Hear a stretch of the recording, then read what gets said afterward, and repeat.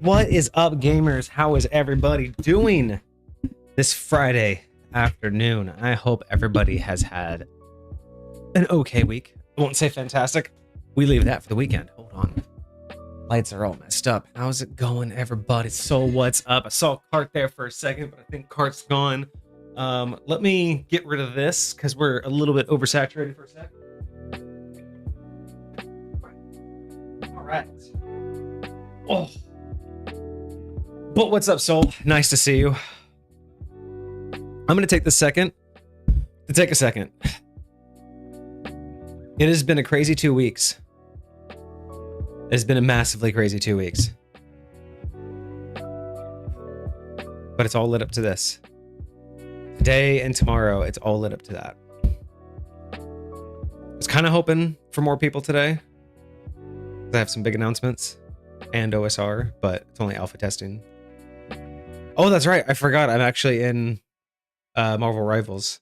I wasn't really sure where to put myself. D&D didn't make any sense. They don't really have a general TTRPG, but it's not really any of those. So I felt Marvel Rivals was going to be best, but that's where we're at. So we'll see if anybody hangs around for now. But if they don't, that's okay, because we're in alpha testing. We don't even have a game yet. But I'm going to... We're basically going to be dry running the game today. We're going to be establishing the official hierarchy. Or we basically already have a hierarchy of action economy. We basically just have to do the naming structure and officially categorize everything under that naming structure. But I already have it in my head how many, what kind of combos we can do. We just need a better naming structure for action economy, apply it to all of the abilities, and then we just need to dry run it. I need to just kind of by myself run down what I think a round would look like, make sure everything's trackable, make sure everything feels right and works right. And then depending on how long that takes, you know, we might run it again and I might have chat act as the opposite team and just kind of give me ideas. But right now we're just trying to test to make sure everything works and that we have everything so that when Kage's back and then we do another OSR test, we will have everything kind of streamlined so we can actually have players. It's gonna be rough. Sorry, I am so trying not to zone out right now. Like, I thought I was ready for stream, and it's just like now that I'm actually finally sitting down for the first time in a while today. Well, I mean, I have been sitting down, but you know what I mean? Like, I actually just have been trying to relax because finally everything's done. Like, it's 100% done. I'm no longer in a waiting pattern. We're no longer on... And just beat the devil out of it. We're no longer on anybody else's timeline. We're basically done. So I can happily announce, I was hoping for more people here, but that's fine. Soul, you're enough. I can happily announce that Misfit Gamer Studios is officially no longer just a name. It's no longer just an idea. Misfit Gamer Studios is officially a business. It is officially a company. We are now officially established as an LLC. So Misfit Gamer Studios LLC, established this week. We got all of our paperwork finalized. I got the last confirmation email I needed this morning, and I got the last finalization of all of the stuff I needed to basically call us done and ready to sell. Because at this point, it's just been me working as a sole proprietor, you know, with streaming and the little bit of money that I make. So it's, you know, just kind of irrelevant. But because I wanted to do an online business because of where I live, I needed a few more pieces of paper, and I wanted to do it correctly because I know better. And there's some reasons IRL that I need to keep my stuff a little bit, you know, on the straight and narrow. So with that being said, everything got established over the last 2 weeks. We are official, which is why TDP, the Dice Profiler, officially launched today. The videos are out on TikTok. Tomorrow, I will be doing our intro video for YouTube, and then we will be going live. If I can, or the soonest I can, the goal will be going live on TikTok. So that'll be the ultimate goal is going live on TikTok. and then seeing if I can transition those videos over to YouTube easily and quickly. But we may have to start going live on YouTube first just to get tomorrow and to get the first set. But we have a lot going on with the Dice Profiler tomorrow. I have actually found some more dice, so I actually have more than I thought. So we were going to start with 2 standard D20s, 2 specialty D20s, a standard set of dice, a higher quality set of dice, a large D20, and a mini set of dice. So it was going to be a nice, good gambit, 2 singles, 2 regular sets, and a large, a large single D20 and a mini set. But then I found a packet of like 5 or 6 D20s lying around that I haven't ever used, and they look really pretty. So we're going to add those. So those are all going to be on the blog tomorrow. If you are part of the Discord and you want to get a sneak peek, there's a minor list of what I just mentioned. But if you want to get a picture of all of them, you can see them on Twitch if you are on Discord if you are a subscriber. You saw the stream on YouTube with your laptop, so you were loading. Nice. So, yeah, that is the goal, though, is until TikTok will let us go live on that profile, I will go live on YouTube just to have the VODs.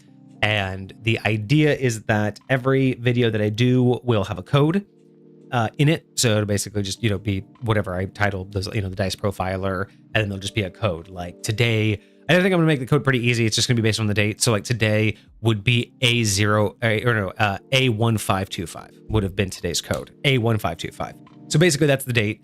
And then on the back of the card, it will be the timestamp. So I'll basically, as I'm streaming, as I, finish the die, I'll probably wait till like whole number minutes in the stream. And then I'll be like, okay, that's when we're going to start. And then I'll present the die and start from there.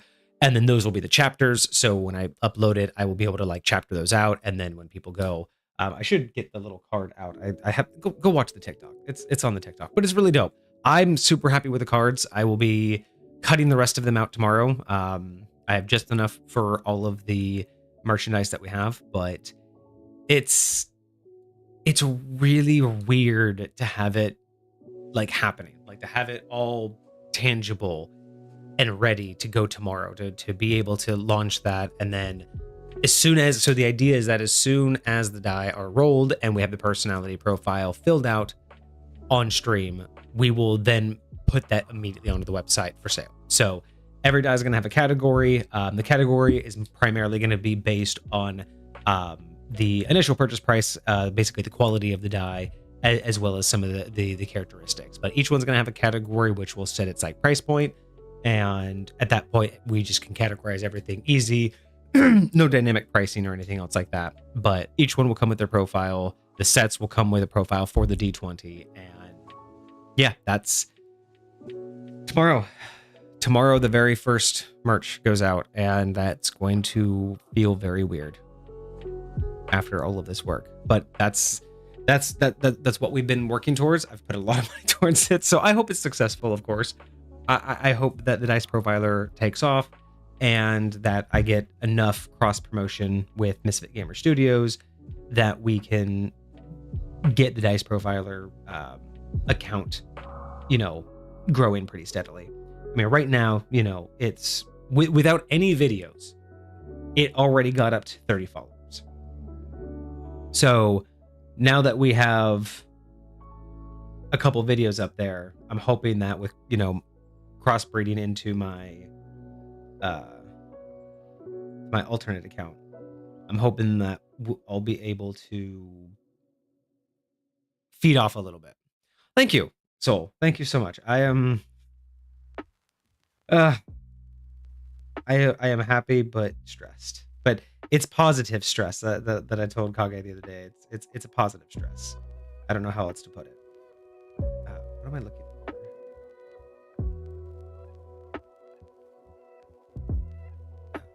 But yeah, so we'll see. We'll see how it goes. We'll see how the first item kicks off. I'm hopeful. I'm very excited. It may not look like it. It may not sound like it at this exact moment, but I'm excited. But that's not what we're here for. We are here for something much different. A completely different launch of a completely different IP and a different everything. And we are here to talk about OSR.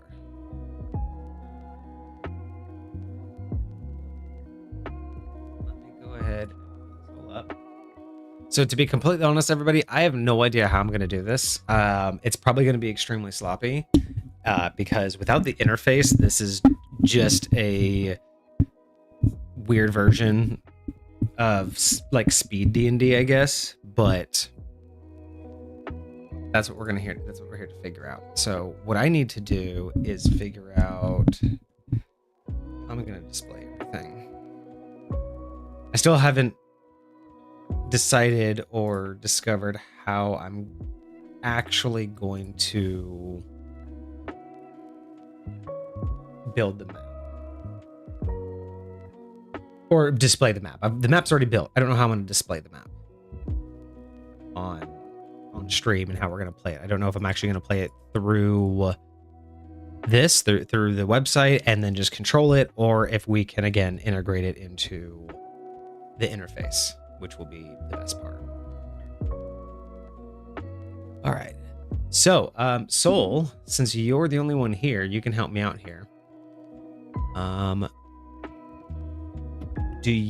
need help deciding which characters, because right now it doesn't matter who we choose. It's more of we just have to test that the concept works and the spacing and everything work. So, do you want to choose the offensive or defensive team? Let me know that first. How do I?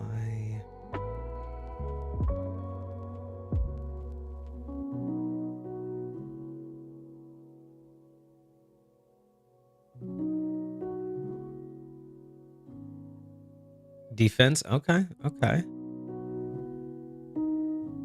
Let me.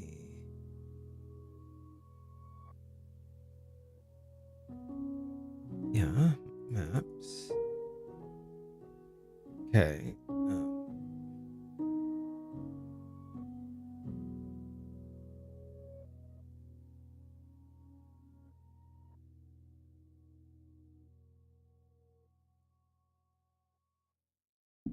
See, the problem is. Yeah, see, I was able to build this map, but I can't move any of the tiles outside of the editor, which is weird. It doesn't have like a playable thing. I don't think. Let me.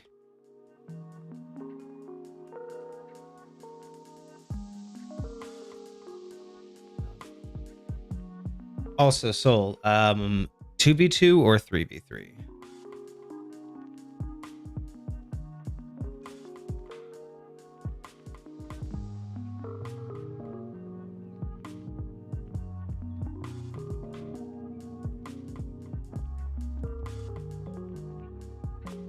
Three v three. All right. Think about who you want on your team. Think about what 3 characters you would have to defend the cart.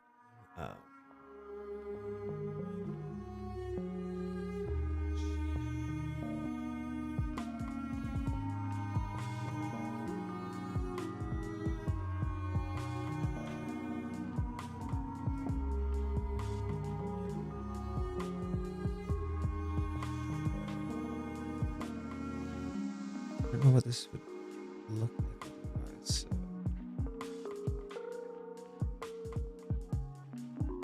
Okay, well, we'll just.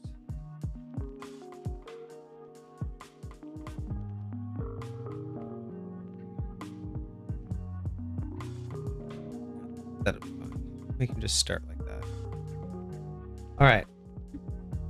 Well, technically, it doesn't really matter because each team can have the same people. And that's the beauty of it. All right. If there's anybody else in chat right now name 3 Marvel Rivals characters, and that will be the offensive team. And if not, I will choose.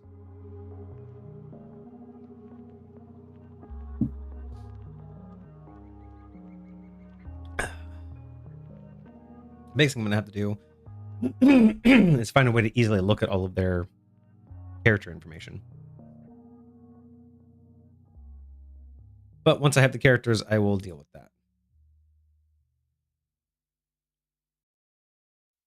All right. Well, unless I get anybody else in chat, I am going to look through the characters myself and figure out who I want to test personally.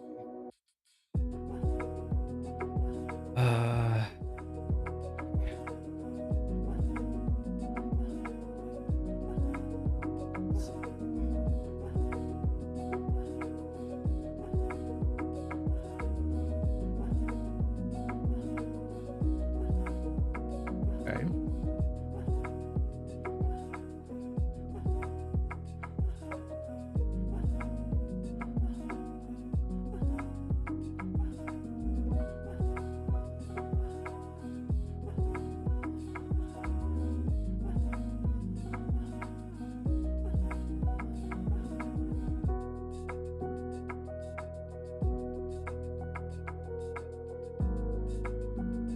All of them, other than I don't have the newest character, which is Blade, but any other characters. I have all the characters done.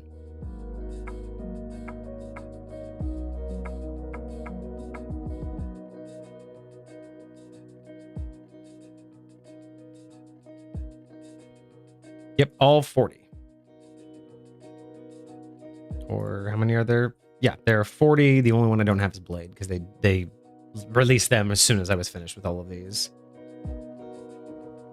Let's try. I'm gonna try one of each. So I'm actually gonna have one of each.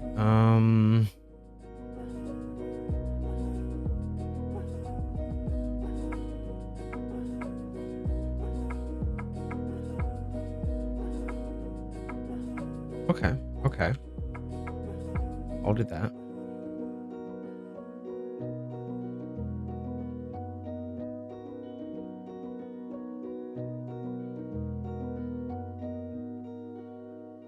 Then I need a Vanguard. Who am I choosing for my Vanguard?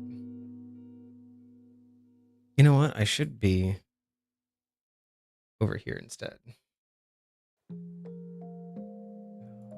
first look here. And I'm trying to choose my characters, so I need to choose a Vanguard.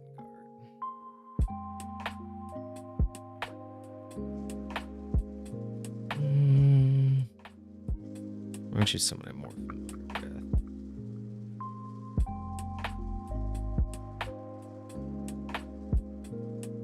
I'm pretty good with, actually, it's gonna have to be Thor or Groot, because in game I'm decent with either of them, so I feel like I would understand them better.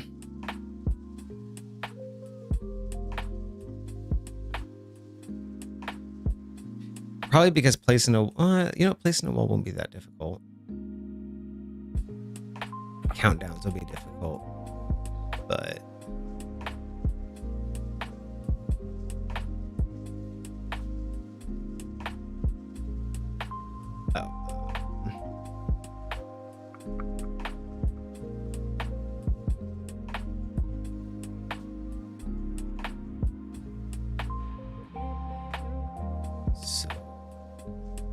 Root, I could practice the walls. With this, I could practice the shield.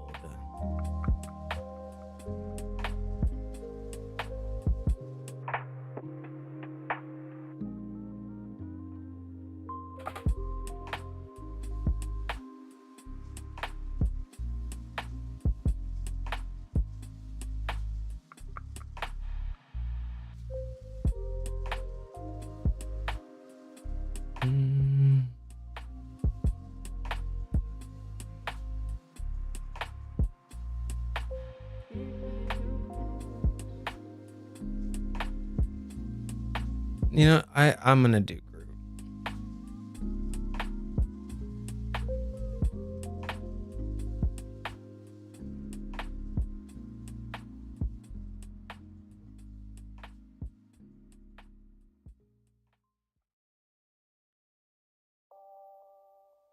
All right.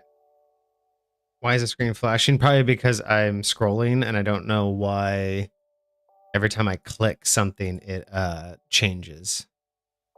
But every time I click, it like goes to the desktop for some reason. All right, let me know what they are, so I can jot them down so I can test everything. So I got mine as well. All right, let me stop sharing this one real quick.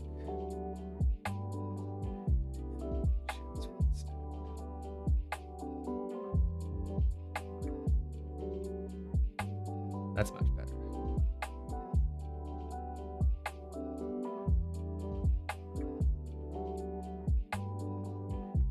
All right, so who you choosing? Who's defending?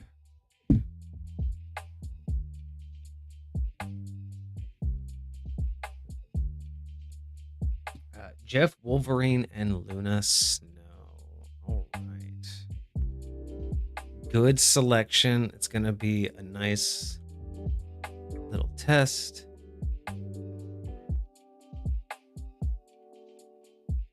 Nice little test of everything. All right, so we have a Jeff. We have a Wolverine. When did I do Wolverine? We have a Wolverine.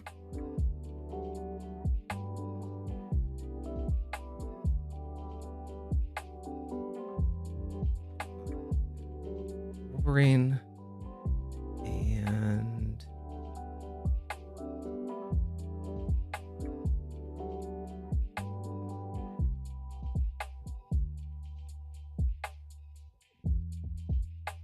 perfect. Okay, so that Wolverine, and what are we doing? Luna Snow. All right, let's see what we built for Luna Snow. All right. So she was one of the newest characters that we did.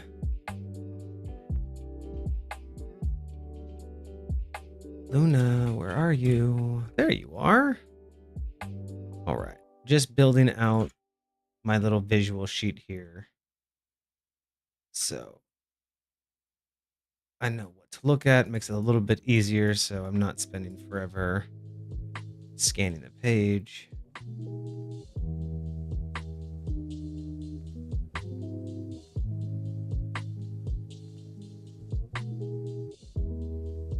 Oh, actually, what I do, so this is you're defending. So I'll give you blue. There. Okay, so we have Jeff, Wolverine, and Luna Snow as defenders. They will be starting up here in the top left. We'll give them a bit of a closer cluster here at the door.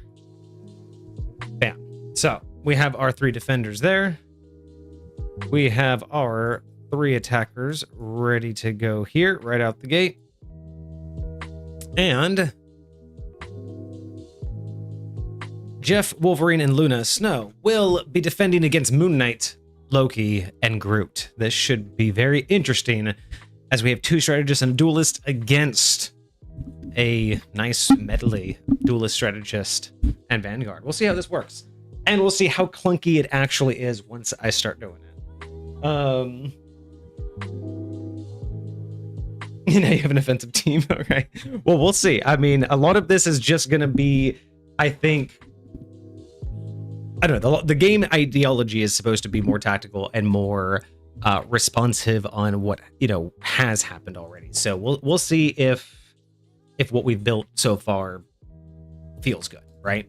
That's going to be the biggest thing. I feel like I'm facing the wrong way. Am I facing the wrong way? I feel like I need to, because I normally would be facing, well, I guess if I face that way, because I'm normally facing Kage if I talk to that way, I guess I'm usually not facing the screen. So it's all right. We'll deal with it for today. Anyway. So, all right. So the idea of how this is supposed to work when we launch it after the alpha testing, the idea is that each team is going to get 60 seconds to plan and submit their actions. So ultimate goal is you will see all of your actions on the screen. You will be able to select what you're about to do, and the order in which they come in will be the order in which the initiative happens. So that's how we're going to get around initiative. It will still give the feeling that those that know what they want to do act fastest, and therefore those that submit what they want to happen first will be the first to act in initiative. So we feel that that's the best way that we can do it, and hopefully lag, latency, and other things will not be an issue, because hopefully on the back end everyone has the same timer. So even if someone's comes in 3 seconds late, their timer should still show 47 instead of 44. So that's the ultimate goal, is we should be able to figure out when everybody clocked in. And with that, we are still trying to figure out naming conventions today for the action economy. So right now we have your primary abilities, which are going to be things like melee attacking, or actually melee may not be a primary ability, but I think so, because most of them have combos. So I think the damage output usually makes sense. But again, that's what we have to kind of figure out, is whether or not melee should be an option or not. So with that, we have our primary abilities, which are going to be your primary attacks. We do have secondary attacks and secondary abilities. So I don't know if those are going to be the same type of action economy, or if they're going to stack into different, or if they're going to separate into different categories. And then we have to figure out whether or not they actually feel right for a turn-based system. So with that being said, I'm just going to kind of simulate what would happen once we get into a game, and kind of what's going to push everybody to start using their abilities. Because starting out the game, most people are going to move. They're going to have characters are going to have 6 feet of movement. So if you think 1, 2, 3, 4, 5, 6, so it's like you can have this person here. So yeah, you could have all of these characters basically on the point. And you can even have this person get actually on top of the point. So they would be able to take the point, and the idea is that the point will move faster depending on how many people are on it. It'll move 10 feet, I think we decided. Yeah, because it'll move 3 times in an entire initiative round. So I think we said that it will move at the top of the round. If it starts with anybody on it, then it will start, and then it will go down, then it will move at, so I guess technically there's 6 initiatives. So it would move at 1, I think 3, and then 6, if anyone's on it at the very end. And I think, because then you have, that would be 1, 2, 3, 4, 5, 6. So it's actually supposed to get there. 1, 2, 3, or 1,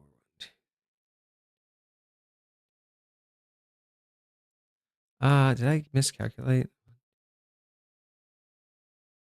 7. So there's technically 7 moves. So maybe this wouldn't start. Yeah. So if you had 3 people on it, because I think it's supposed to go 15 feet per person on it, right? So if they got on it like immediately,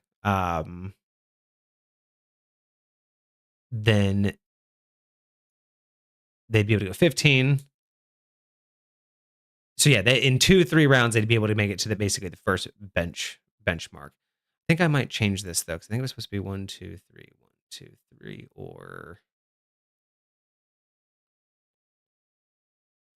yeah. So I think one of the notes I'll have to make for myself is moving the point to the start of this, or even outside, or just moving this whole general thing up. I wonder, could I easily do that? I don't know how easy it is going to be, but see, this is the kind of stuff that we have to do in alpha build. Can I just select all of this stuff?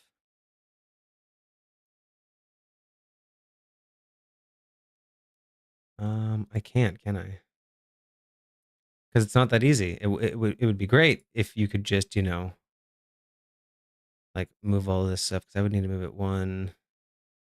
Yeah, I just need to move it all up one, but I can't. Anyway, we can just start it there. Everybody would be on it, which would be fine. So essentially, everybody would get on it, and the round would begin.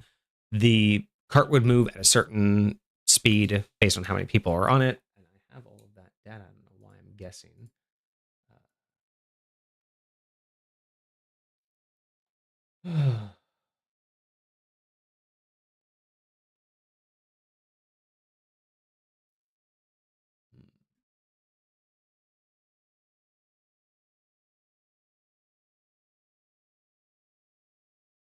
Yeah, so it was 1-4, and then it would be at the end of the round. So top of the round, when the round begins at fourth initiative, and then when the round ends, the cart will always move. So if we say that, round one was someone getting on it, round two, and then round three was all of them getting on it, right? So we'll say that's what we're testing right now is round three.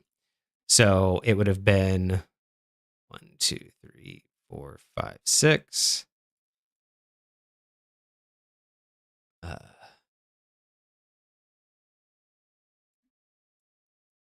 Okay, so these guys would have been here. They would have been on the cart. So at initiative 4, this would have had 3 people on it. So at initiative 4, it would have moved 1, 2, 3.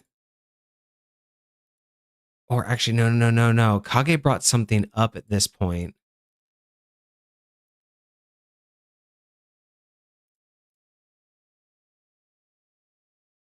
I think we decided that regardless of movement, if the cart moves, anybody activating the cart moves with it, because that would make the most sense on those initiatives that you're going to move with the cart regardless of your movement speed during your turn. So yeah. So on initiative 1, nobody was on it because on the first round, well, technically, yeah, it didn't start with anybody on it, so it didn't move. Initiative 4, it moved this far. Everybody moved down the end of the round, so it's going to move again. So it's going to move 1, 2, 3 with everybody on it. So now it's made its first benchmark, its first checkpoint. So the purple flowers, these purple are basically benchmarks. They're essentially the points at which the enemy team can't push the cart back any further, right? So first one's kind of a give me, obviously, because as long as everybody gets on it, you're at that first benchmark long before any of these guys can get out of their their base. So that might be a problem. Maybe that's why I ended up putting it back here, because even then it would have been 1, 2, 3 on fourth, and then 1, 2, 3. So maybe that's the point. So maybe they were, yeah, that's why it was actually a good idea that it wasn't able to get here that quickly. So in round 1, they haven't even reached the checkpoint yet. So the next round, if these guys, let's say the enemy team got it quick enough, 1, 2, 3, 4, 5, 6. And again, the idea for the interface would be you would say I want to move, and then the squares would highlight for you, so you'd know how far you can move. And we still don't really have. Actually, we have one person who would have line of sight, so we can actually say that if he moved up there and he moved here, that would be that. You see, we have line of sight to him and line of sight to him. So these two have line of sight, and then these two have line of sight. So at this point, if we go back to who our characters are and who we're playing here, let's see. So they would have stayed on here, and my team is going to be relatively defensive. So at this point, Moon Knight would actually probably on his turn have done his, let's see. Yeah, I definitely would have done my Onk because that makes the most sense while we're waiting.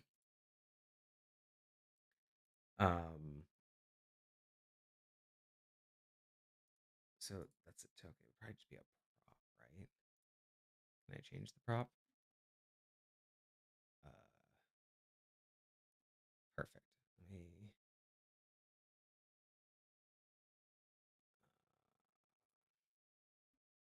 Didn't think about prompt or props or anything like that.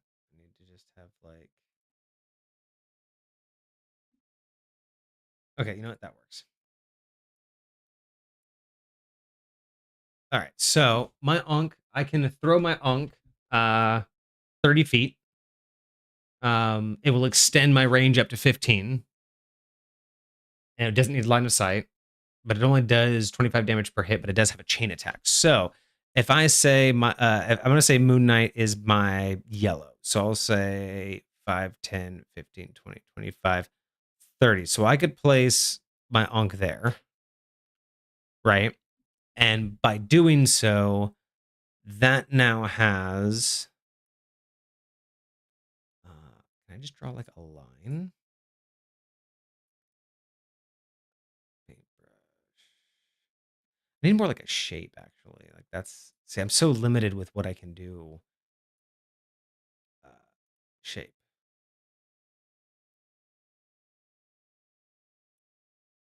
So that has.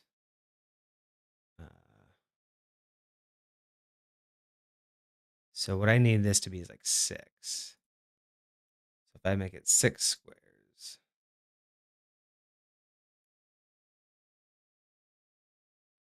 So then this guy can go one. Yeah, so. Perfect. So, oh geez, that's not what I wanted. Can I make this like, oh, maybe I can make it transparent.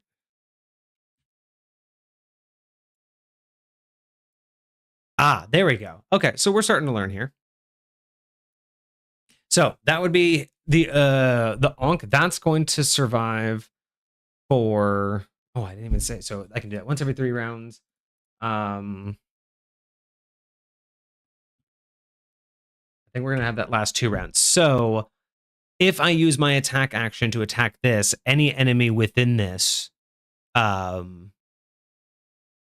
will get automatically hit, but at less damage. So that would be Moon Knight's ability.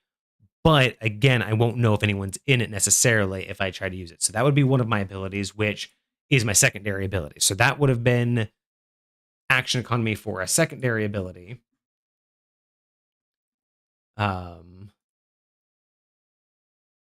So I'm thinking we just say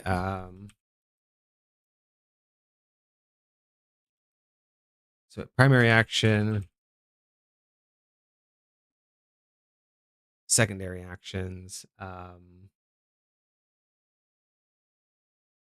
So let's see. So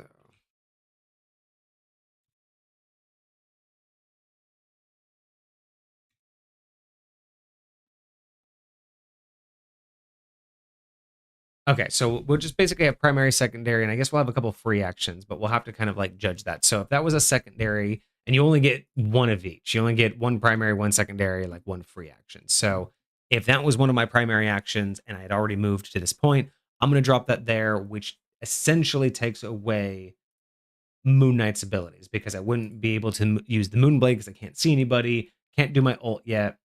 There's no point of me getting off the point right now. So that was all I could do there. Can't really do anything with, we'll call my orange Loki. My range is 30, so I'm not hitting anybody just yet. And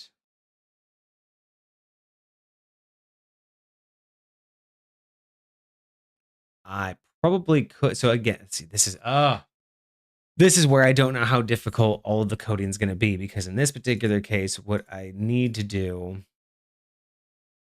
is consider Loki can bring out like let's say 2 of his people, so and those will last for 3 rounds. So just because as an option, they would take an action to do that. So I can make a copy up to 45 feet, and it will basically just add 10 extra damage to my missile attacks, to my primary attacks, as long as they can see the creature.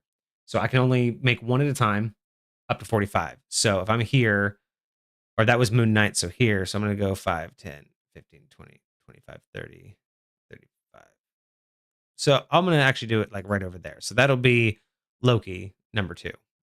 I wish I could like put more detail on it, but we know that that can only last for 3 rounds. It would be really nice if I could put some. Oh, I can put a small counter on it. So that's going to last for 3. Oh,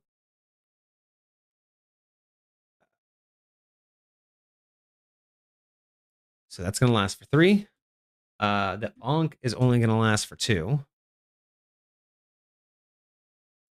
So I can put down a 2 there.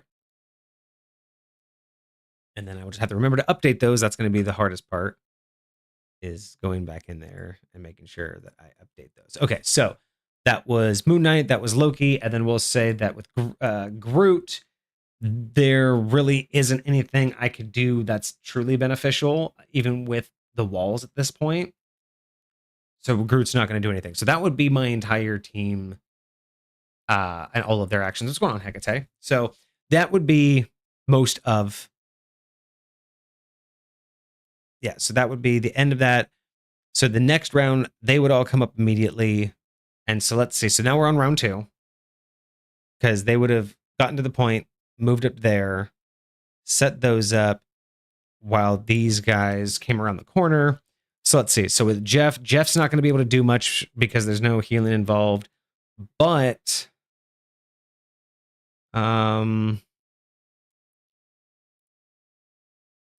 see. 1 per round.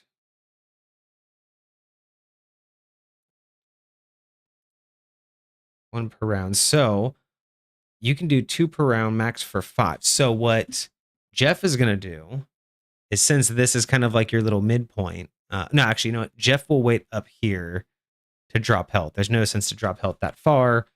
Nothing else is really available.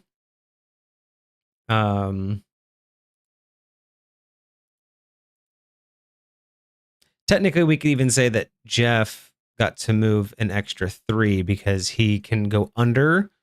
So we'll even say that he got to go 1, 2, and then he went up the wall. So we'll say Jeff is actually elevated up here. So that actually gives Jeff like a little bit of a benefit. So Jeff is up on a wall right now. We'll say he's over here up on this wall. Wolverine is too far to do anything, and Luna is too far to do anything at this time. So that would be round 2, because they all got onto it. They moved out, and it moved up. Oh yeah, then they would have done that.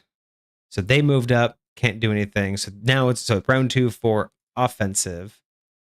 So it would go 1, 2, 3 to start with, because everybody started on the point.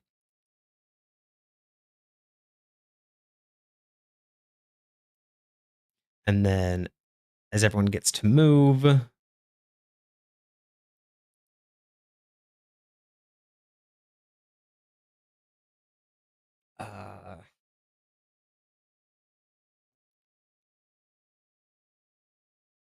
this is hard playing 6 characters. Trying to actually like figure out what everyone would do. Okay, so first round that everybody got on. That's the other thing too. I'm not really documenting very well how these rounds are working, but everybody got on, and at the 4th it moved up a little bit. They all moved out. At the end of the round it moved up fully. Next round everyone moved up, and then it moved here. They set out all of their stuff during this time. Okay, so that was the end of the second round. Now we're all set up here.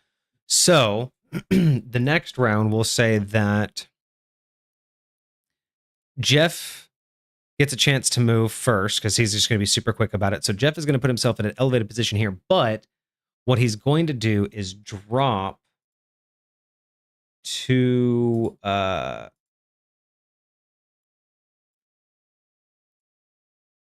2 bubbles as he does. So he's going to drop a bubble. He's going to have drop down here, drop a bubble, drop a bubble. So since he gets 2 of those per round, a maximum of 5, what that will do is last until the end of the 3rd round. So those will each last 3 rounds. That's now a 2. That's now a 1.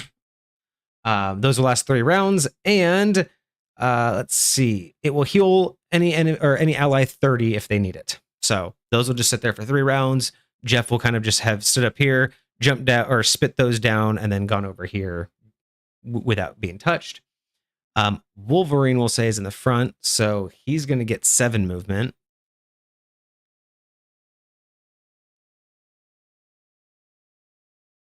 So he'll have gone there, which is going to basically just go right into them, because I want to test out this Ankh business, because I'm assuming that Moonblade would have attacked it, assuming that they're going to push. So that's kind of got to test how that's going to work. But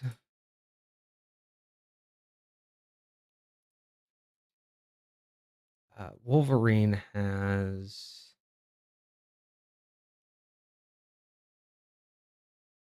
technically, so we could say that there'll be some interesting overlap, because Wolverine can then use his ability to leap 15 feet and basically engage with one of my allies over here. And that would be through their Pharaoh Leap, jumping 15 feet, 25 points of damage on hit, pushing the target 15 feet. Then makes 5 attacks at 75 damage each hit. If they were to hit that character. So if they did, let's say, who was that supposed to be? Moon Knight was in the back, so that was actually supposed to be Loki in the front here. So Moon Knight would have done some damage to Wolverine, but assuming that Wolverine had gone first initiative, Wolverine would have come through, done this. We'll say that the hit succeeded. So the first hit succeeded, which means that came through here, essentially hit him there. So pushed 15 feet, so 5, 10, 15. So they're out now, actually both outside of Moon Knight's thing. So if Moon Knight attacks, or when Moon Knight attacks as Ankh on the next initiative, Wolverine won't be in it. So this is how the idea of the turn-based system is supposed to work. Because Wolverine decided to rush in, then use his ability to leap 15 feet and attack the enemy. Oh, wait a second. No, hold on. Did I read? I think I have that backwards. I think he only pushes the enemy if they're within his range. He leaps 15 feet, 15, 25 feet. Push target 15. Oh, no. He has to say he just pushes the target 15 feet. So the target would get pushed 15. So he leaps forward, pushes the target out of it, would have done all of that damage. So let's say he does the first 25, and let's say he hits 3 out of his next 5 hits. So that'll be, what is that? 150 plus another 100. So 250 against, we said that was Loki. So that attack right there would actually have taken Loki out. So in that one bum rush, if he were able to focus Loki that much, Loki's gone. And Loki will have to reset back at spawn. So we'll say that that was Wolverine's turn. And before Luna would be able to react, my team will react. So we'll say that Loki had decided to put down another one of his doppelgangers, which is what he was going to do. Even though he does that, they go away when he's taken out. So it doesn't matter where he put it, that would have gone down.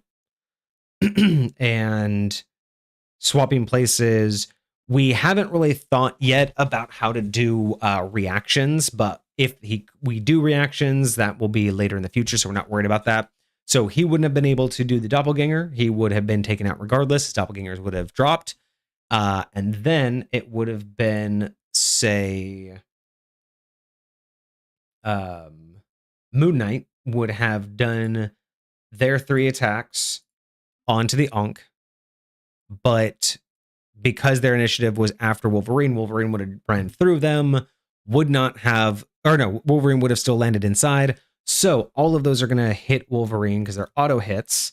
But instead of doing 50 damage, and then chaining to people, it will chaining to anybody, any ally or enemy within 10 feet. It will only do 25 damage. So Wolverine will take all 3 hits. Wolverine will have taken 75 damage. And that's down from 350. So I should probably. So Wolverine is now at 275. He is doing just fine. And then that would have led into Groot. Groot would have probably moved. Actually, now we're at initiative 4. But now that a enemy is on it, all movement stops. So the cart won't move this round regardless, as long as Wolverine's there. Groot probably would have tried to just move into the front of it, just to get more focus on the enemy. And we'll go ahead and say Groot wanted to put down one of his walls.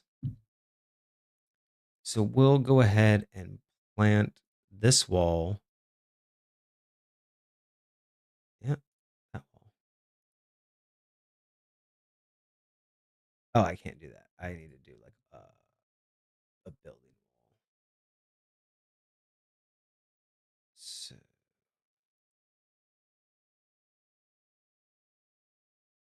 perfect. We'll just do one of these.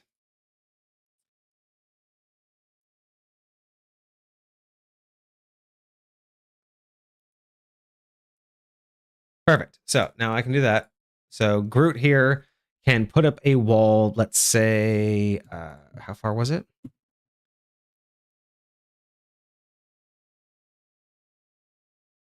So a 5-foot or a 15-foot wall at 10 feet or 20 feet. So Groot would we'll say this is his big wall.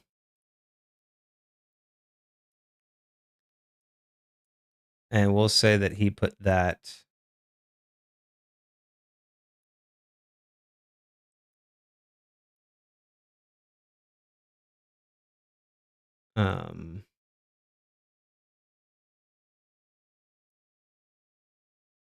like here, trying to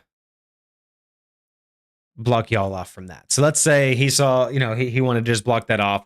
Wolverine came jumping in, then the big wall came down, because that's 5, 10, 15, 20. Yeah, that's about 20 feet. So that's good enough. Blocks that off. Jeff is above it, but that does cut off Luna. Snow doesn't know to do melee damage because wasn't expecting anyone to be in melee damage. Didn't do any major attacks because didn't have anyone at the time. So at that point, it would be Luna Snow's turn on this. Yes, because they moved up. Oh, no, this is still round 2. So that's everyone's turn. So that's a full second round played out. Is this making sense to anybody else? Like, I mean, anybody who's played Marvel Rivals, hopefully that this is making sense on how I'm explaining it. I know it's kind of jumbled. It's a little bit chuffed because it's our first try. But is the vision there? Like, is the concept of how the rounds are supposed to take place to where, like, why Wolverine moving in the way he did and no one being able to react to it makes sense for how the game works, to where the only way that we can represent the dynamicism is to basically say you only know what just happened and that's what you're reacting to. You're not reacting to things as they're happening, because that's the biggest issue that we found with D&D and trying to make this too much like D&D is that you don't want to make it to where it feels like you're reacting to exactly what's happening in the moment, because that's, while that is what you do in Marvel Rivals, we can't replicate that well. You know what I mean? Having everybody being able to perfectly react to every last instance that just happened basically means that the last person to react has an advantage. But in this case, the faster you are to think about what you want to do means that if you're the first person to come in and say, I want to move here and then drop this here and then move here, if you send that in and that happens in game faster than this person says, hey, I'm Groot, I'm going to do a wall there, you run in and the wall goes up behind you, right? Kind of like this. Wolverine didn't know the wall was coming up. Groot didn't know he was going to cut Wolverine off. Groot wanted to stop Wolverine from coming in and instead ended up putting Wolverine inside. So that's the kind of thing that I'm trying to make sure that this works, is that when each of the characters does what they're trying to do in the initiative that they're doing it in, it unfolds in a way that feels very reminiscent of how the game, how a game would unfold. But okay, so round 3, we'll say that in this particular case, Wolverine kind of knew that they were messed up, so they are probably going to do. They just saw the group move in, so I would say that Wolverine is going to. They can't do their last stand, or they can't do their Feral Leap again for 2 more rounds.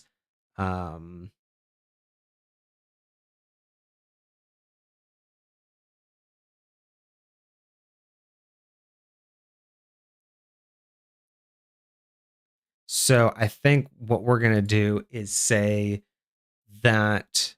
All right. Well, actually, so this would be a good idea. So in this particular case, Soul, say that you're playing the defenders and it's Wolverine's turn. The last thing that you saw was Groot moved in close enough to basically be within melee range of you. You just took out Loki, and there is a Moon Knight right in front of you. But you're also blocked off. Like you also have a wall behind you. Would you try to attack the Groot and bounce? Try to take out the Moon Knight completely, or just straight bounce and try to regroup with your team? Give me one of those 3 so we don't make it too complicated. But basically retreat, attack Groot, then retreat, or full on go for the Moon Knight. Groot and bounce. Okay, so we would say that the first thing, you're just going to turn here, basically move 5 feet, but you have 7, so you're only going to burn like that one. Actually, no, you're not going to move 5 feet. You're not going to burn any of your movement, because here's how Wolverine works. You will use Vicious Rampage, which gives you a range of 15. So you use Vicious Rampage to jump at Groot. That'll do 25 on hit. Let's assume that you did it. And now Groot's HP. What's Groot? 700? Yeah, so Groot starts at 7. You would do your Vicious Rampage. So you would knock him down by 25. You take all 3 of your swings at him with your main attack. Let's say all 3 of them hit. They each do 100 damage. So you're going to do 300 damage to him. He is now almost at half health right out the gate. And then you're going to bounce with your 6 moves. 1, so you're here. So yeah, 3, 4, 5, 6. We're going to bounce you out there. And you're just going to kind of bounce to your team because you didn't want to have to worry about the wall. So that would have been Wolverine's turn. Let's say Jeff was also really quick on it. Jeff said, hey, I'm going to target Wolverine because he seems fucked. But Wolverine is 5, 10. That was that. So 5, 10, 15, 20, 25, 30. And Jeff's range for splash and for burst is 30. So we'll say that you were able to do, so you can either have done your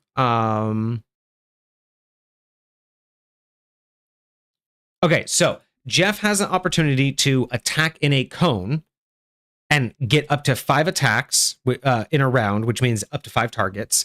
You can heal 75 or do 50 damage, and at this point you have 30 range, so you would have been able to hit I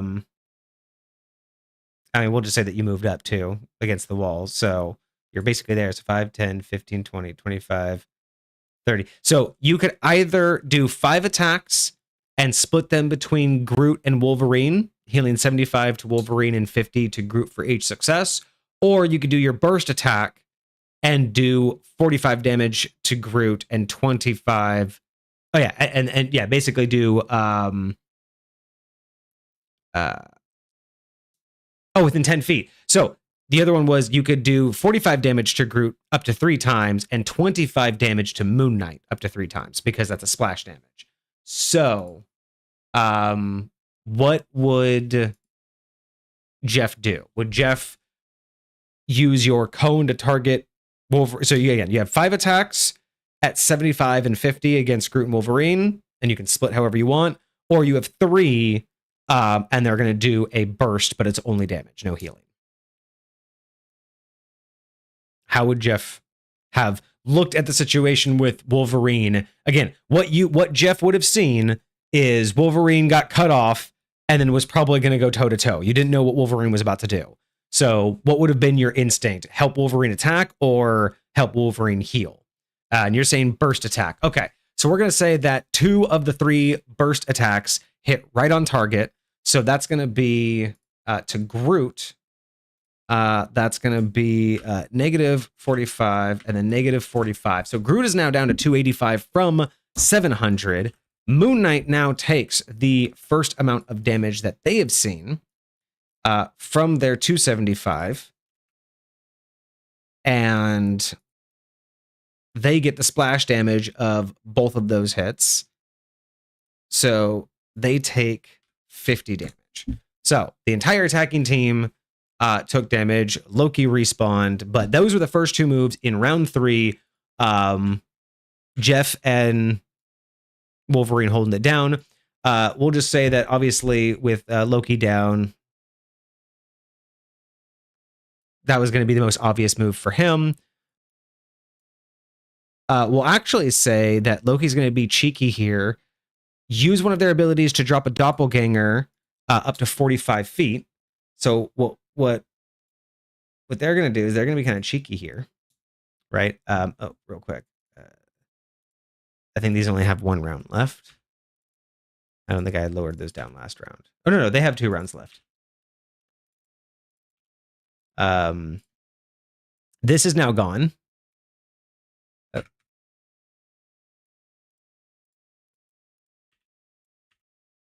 The Ankh is now gone. Loki is going to be cheeky and since they only have that much movement, because they only had the 6 movement, then we're going to go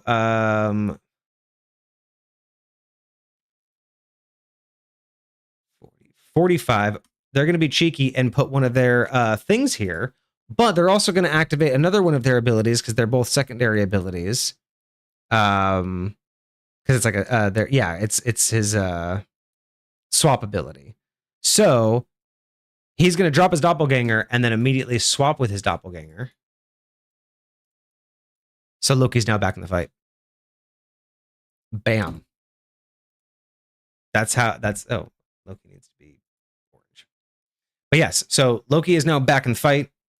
He has a guy over here that no one cares about. But I kind of, again, this is the kind of stuff that we're trying to test out is, does Loki make sense to do something like that? So Loki comes back relatively quickly to the scene, which I like to see that. And that's what we really wanted to try to show off, is that every character is going to feel unique and different, and being able to control the battlefield like this, being able to immediately burn those 2 abilities back to back, I think is going to be clutch for playing someone like Loki, right? Having to wait the next round to do the teleport, I think is a bad move. I think the idea of targeting the ability to do that back to back right out in 1 round, I think is going to be clutch, because now he's right back in the fray. We're going to say that was 1, 2, and 3. So at this point, with that being said, we're going to come into the fourth initiative in round 3. So Wolverine's gone. Jeff has gone. We'll say Luna's going to easily go 1, 2, 3, 4, 5, 6. Luna's just going to come skating in because they're kind of stuck. They don't know what to do. 7, 8. Luna's going to come right up to the gate. Excuse me. Groot's wall has been up. His wall will come down next round. These will come down in another round. So no one's needed Jeff's healing bubbles just yet. So now the entire 3rd round, everybody has taken their turn on the defending team. Loki is gone on his turn. So Luna was round 4, so this thing's going to move again. So we're going to go 1, 2,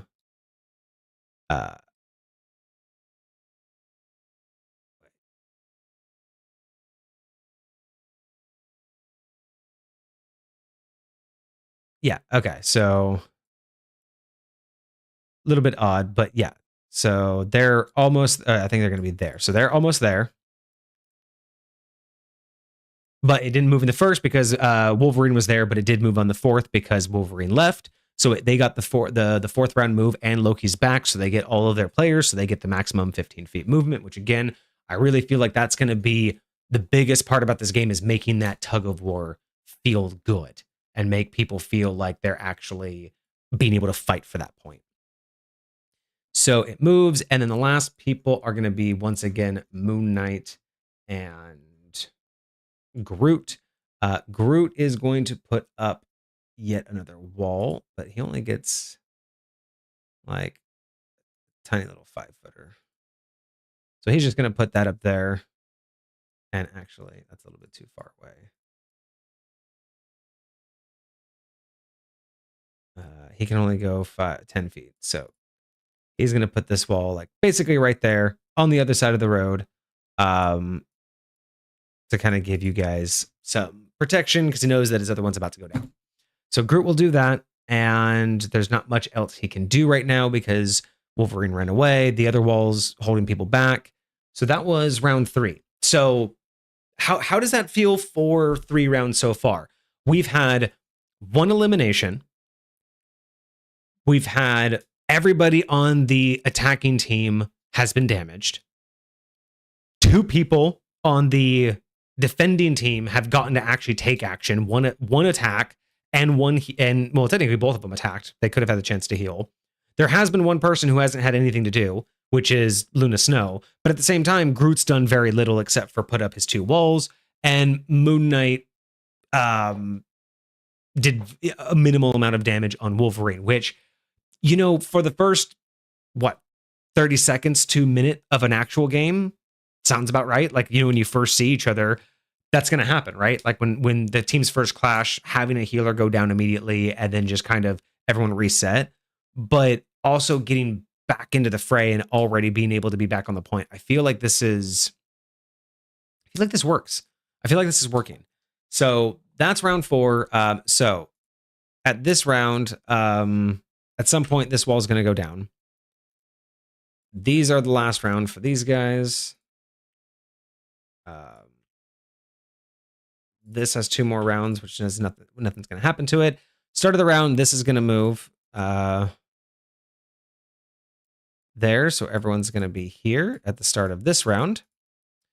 And we'll say that Luna's been waiting an awful long time to do something. Knew what was going to happen because it knew the wall was going to come down, knew the cart was going to move. And this is where the tactics come in, right? When you're a player doing this and you're watching what's happening and you're paying attention to what just happened last round, what you know is that the counter for Groot's wall is about to go down, which means that's gone. No longer an issue for you. You do know that because they control the point, at the top of the round, they're going to move 15 feet. So you already know that you're going to be behind them when you get a chance to move. I think that being Luna Snow in this opportunity, knowing that you can get really tactical. So knowing what Luna can do, we are going to give, let's see, how does Luna work? All right, so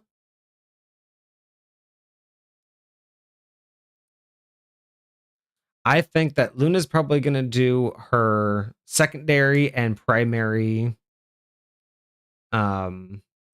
attacks.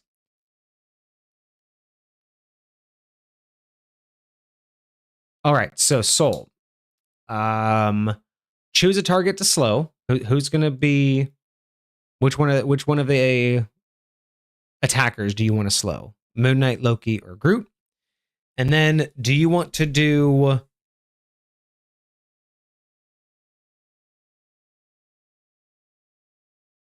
Ooh. So another option. Oh yeah. So first, give me a target to slow, because that we're going to be using her absolute 0 secondary ability. So we have to do 50 damage to hit when we hit them, and we will slow them by 3, which means their speed will be halved for the most part. I'm assuming we want Groot, because then Groot wouldn't be able to keep up with the cart if it moves again.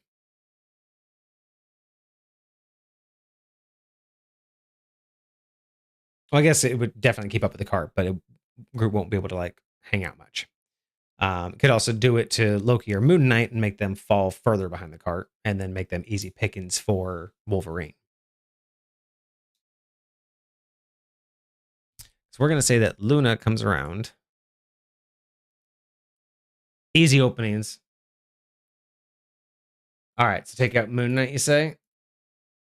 All right, so we will use that. We'll say it works. So Moon Knight, once again, is going to take 50 more damage. And we said this is Moon Knight. So Moon Knight is now slowed.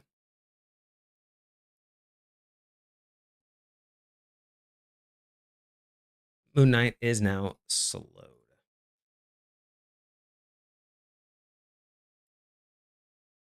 For this round. So this round can't move. So that also means, yeah, I think that slowed will mean that they can't keep up with the cart and their speed is halved. So they would have to basically, so what we'll say is essentially you can either fall behind and still use half your speed, or you use your speed to stay with the cart. That's how we're going to do slowed when you're on the cart. That makes perfect sense. Maybe. Because once you're on the cart, you may not want to move. So maybe you just can't keep up with it and your speed is halved. So then, yeah, it's your choice. Okay, so we target Moon Knight is now slowed. Now, we can either choose to do 10 attacks, dealing 25 damage each. And 10 attacks means any number, you basically have all three of the targets right in front of you.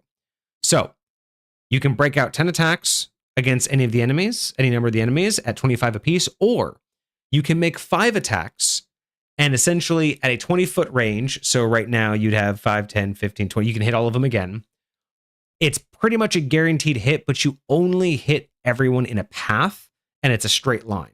And it also does 25 damage. So you can try to position yourself and you could hit, say, Moon Knight and Loki, or Moon Knight and Groot, or Moon Knight and Loki, or Groot and Loki. Basically, you can take 10 shots and spread that over all 3 of them, or you can take 5 shots and basically hit 2 of them at a time, dealing the same amount of damage, but you only get 5 of those shots. So it's kind of a toss up, because in the end you could end up getting the chance. Okay, so you want to spread against all 3.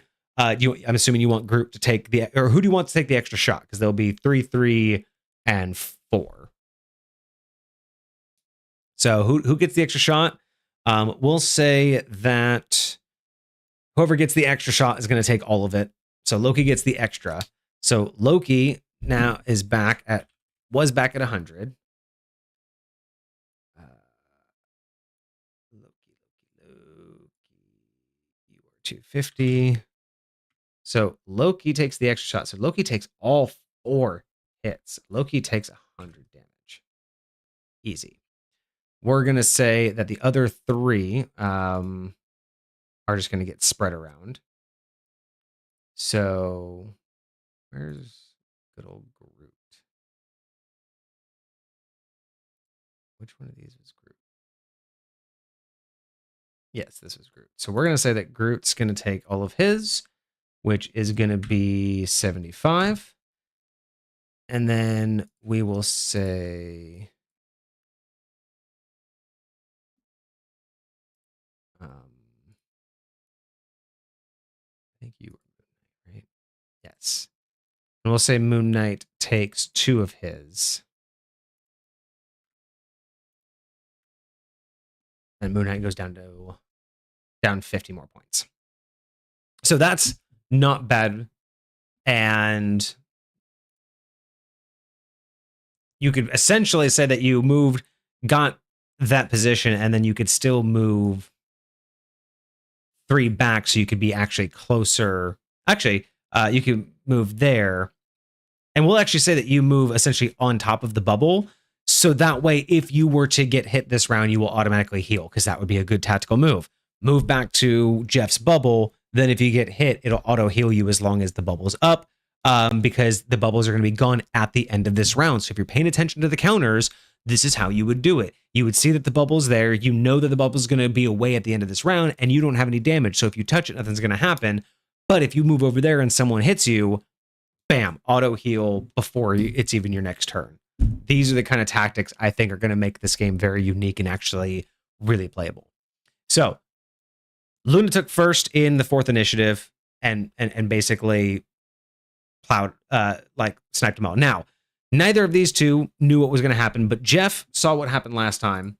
And Jeff was going to take this initiative to just basically be like, look, I still have the high ground. Yeah, sure, there's this wall, but I can shoot right over that wall with this high ground. So Jeff's going to do another 3 rounds of his burst. He's going to be targeting Groot once again.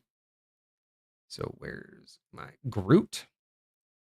Groot's going to take all 4 or all 3. So Groot is only at 75. Groot has very, very little health left. And that means that everybody else, because he took all 4,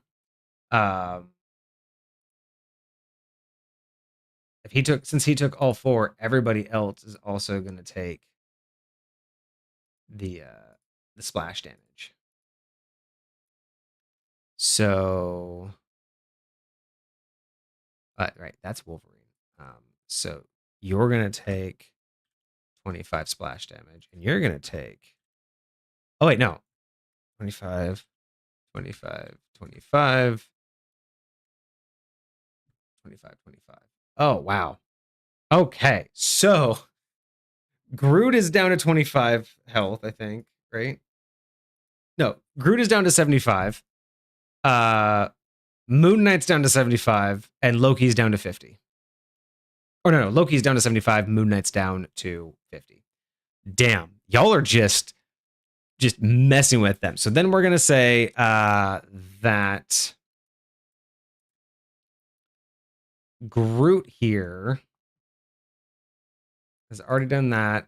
He won't have his walls for another minute. He's going to do a spore bomb because he knows that Jeff's been hanging out over there and he sees Wolverine. So he's going to have launched his spore bomb basically right here in between them.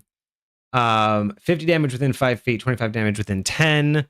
So that's 5, 10, 15. But you're around the corner, so that's not really going to hit Luna Snow. But it is a area of effect, and it is going to last 2 rounds. So at least Wolverine's going to take another 50, and Jeff's going to take 50 this round. So that's beautiful to see. Finally. So they've taken a little bit of damage, and they will if they don't move. So we'll just remember that. So Luna, Jeff, then Groot went. We will say that Loki is thinking about healing at this point.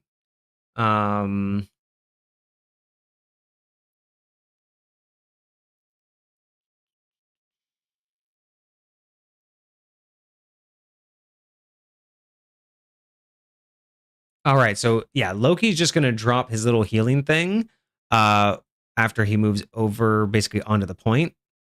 So Luna, Jeff, and then the point will move at this point. So yeah, he's going to drop his little healing bubble, making sure to get everybody in range. So it's going to last for 2 rounds, and everybody on this team is at least going to get 50 points of health back this round, as long as nobody takes out Loki. And then Loki is slowed, but he's basically going to hop onto the point right now. So as long as he stays on the point, he should be fine. So the point's going to go 1, 2, 3 again at initiative 4. Everybody's going to stay on it, including Loki, because he's actually physically on it. Otherwise, it wouldn't have worked. So we're just going to put that there. And Groot stayed in front of it. So, bam, bam, bam. Heal. And that was a secondary ability for Loki. So that means that at that point, he's also going to try and shoot his attacks between Jeff and Wolverine. Wolverine will take 3 of his hits. And Jeff will take 3 out of 10. And then we'll say Jeff will take 3 out of 10. So We'll say Loki's not a very good shot. So that will be another 75. So that would have made sense for Loki's turn. That moved, and then it's Wolverine, and we'll say Wolverine and Moon Knight went simultaneously. So at this point, I think Moon Knight's also just going to be trying to go after that Jeff. So he's going to take all 3 of his attacks, and he's going to target Jeff with them. And we'll actually say that all of them hit. Oh, no. And so that's 50, 50, and 50. So Jeff's eliminated, but there was also Splash because it also jumps to enemies within 10 feet, dealing 25. Luna's outside. We're going to say Luna's outside of that. Yeah, we're going to say that Luna was like right there. But Wolverine is not. So since all 3 of those hit, Wolverine is also going to take another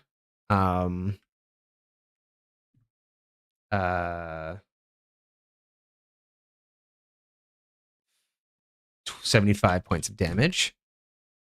So Wolverine's now down to 75 himself because of all of the splash damage. So that's good on Moon Knight to do that. And we'll say that he would have used his Moon Blade, which is 100 damage on hit, and it can chain to one person, but we're gonna say that he missed that. Just to give it some spice. So that's everybody that got to go except for Wolverine. So we're probably just going to say that. So do you think that is Wolverine waiting for heals, or do you think that before he knew he was going to get attacked and all of that damage on him, do you think he would have gone back in? Like, again, you attacked Groot, you backed off, you saw your team take position to attack again. Going into this 4th round, would you have pre-planned to just jump back into the fray and try to take him out, or do you think it would have been a let's heal up? Okay, waiting for heals. Okay. So he's probably just going to then essentially position himself to get heals, but then be able to be a block. Well, actually, so yeah, we'll just say they're just trying to stay in the same area, but nothing else will happen. So at that particular case, that round will end. They will go the 5, 10, 15. And now we have everybody at the 3rd benchmark. So again, if the enemies take it away, this is as far back as they can push the point, if they happen to do it. So let's say that in this particular case, having not seen Wolverine attack, Jeff's going to immediately smarten up and be like, okay, fine. You got a lot of damage. You didn't attack. Let me get on that. And we'll say that he gets, let's see.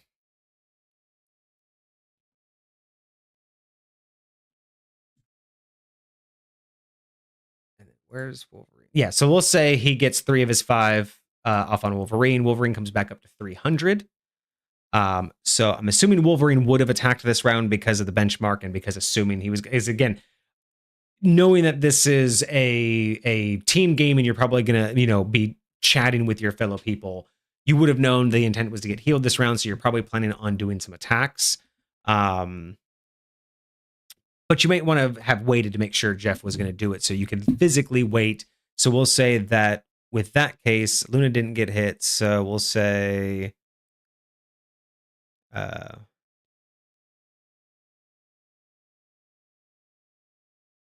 we'll do this, and we'll say you and Groot did the same thing. Like, no, Groot has one more round before that. Wow, I think Luna right now could do some damage, because if Luna came in and she can't do that for another round. So if she came in here, she'd probably just do the same attack again. So we'll do the same spread.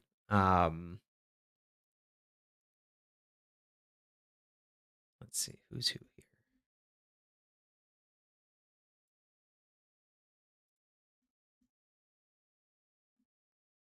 All right, so how much would that actually take? So 1, 2, 3, 4. Okay, so we'll say 4 attacks. All right, so let's say 3 attacks on Groot hit.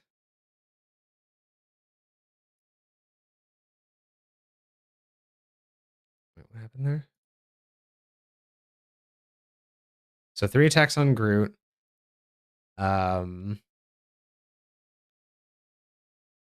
3 attacks on Moon Knight again. All of those I think are going to hit.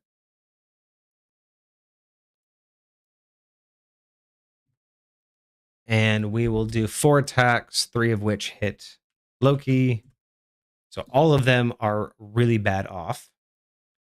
That takes care of both of you.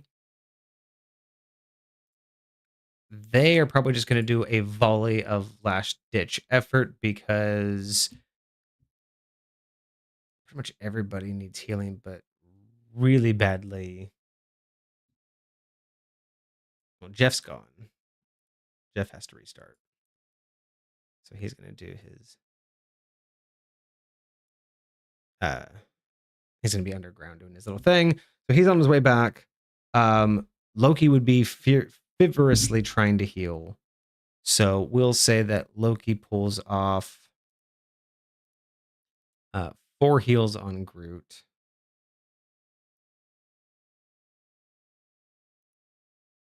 So 4 heals on Groot. And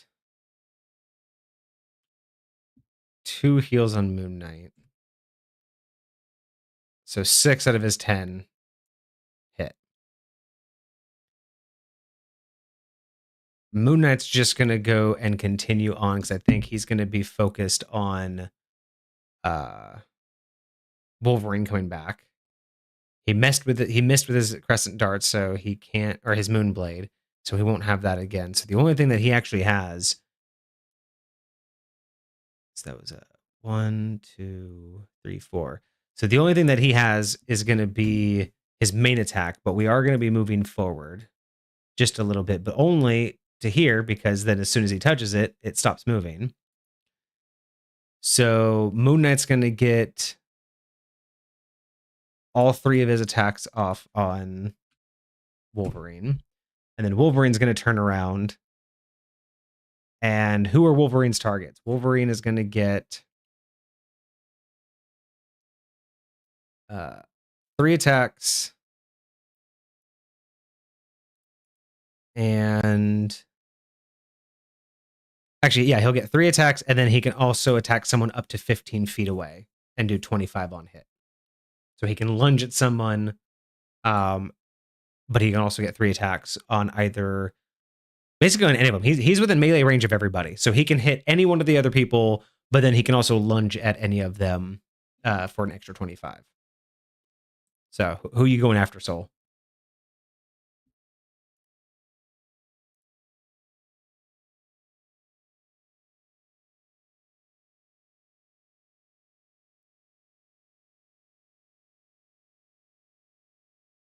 Loki.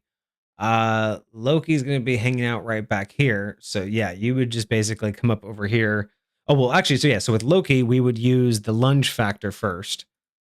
So yeah, because Loki, you could do 25 on hit. So we'll say that, yeah, you lunge to Loki, you do 25 on hit.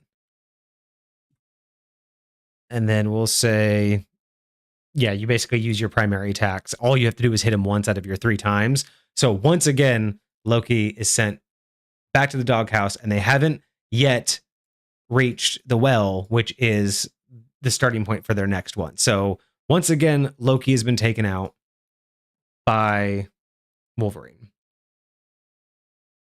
And that is round 4. The card is now stopped.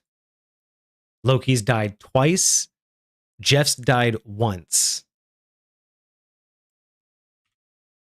And the cart is halfway halfway to the halfway through. But the cart's been stopped twice so far. So honest talk, at this point, other than just being clunky of trying to do it all myself, does it feel right? Like, so far with what we're seeing, I know that we're not, until we actually really start like running through test after test after test and actually playing, we won't know if like the damages and all of that are right. But so far with the idea of being able to do one primary attack and most of these abilities, one or two at a time, is this the right feel? Is this the way that we want to be going? Does it, are these characters lasting long enough? Did it feel bad that Loki died so quickly? Or does it feel just like that's how it is? Wolverine can really just take you out that quickly. I'm trying to get an idea of like how this looks, because I know that a lot of it's going to be upon us doing some good narration and also making it, have like, good character cards and people can understand what the abilities are. But overall, this is the vibe, is really trying to show off how each character feels if all you're doing is reacting to the last round. I think it's going good. Thank you. All right. I'm very happy with it too. It's actually a little bit smoother now that now that I have the characters in front of me with their abilities. It's just hard enough to keep in my mind what initiative and where we're at. But I'm digging the idea that this is what we're doing. And at this point, where are we at with being able to gain ults? Because let's see, Wolverine has taken out 2 people. So Wolverine has already made 6 points. Has already made 7 points because they've had enough successful hits. They have not taken enough damage. So the next round, we can easily say, as long as Wolverine acts again, he would have his ult the next round. Nobody else would. No one else comes close because no one else has made an elimination. But because Wolverine has actually been able to do 2 eliminations, is that like, so if Wolverine basically assists in an elimination, so basically if anybody takes out someone in the next round, which I mean they're both within range. I mean, so Jeff would get here again. Oh yeah, so even if Jeff came in and did a burst shot on Groot, so Jeff swoops in, gets a burst shot out of 3. I mean, 2 of them would take out. Oh yeah, so all he'd have to do is to get 1 on Groot, and Moon Knight's taken out. So only 1 shot on Groot, and Moon Knight's out. And then if you got a second shot on Groot would be out. So you guys essentially would have been able to clear the point right then and there. Another round goes by, so you guys would push the point back to there, and then the enemy team can set up like that, healing yourself while this team comes back in for like 2 rounds. And then sets up and comes back. But this would have given Wolverine 2 more points for the assisted kill in the same round. Actually, and he would have gotten 4 because that was 2 assisted kills. So Wolverine now has an ult this next round. So Wolverine's ult essentially looks like this. Wolverine would be able to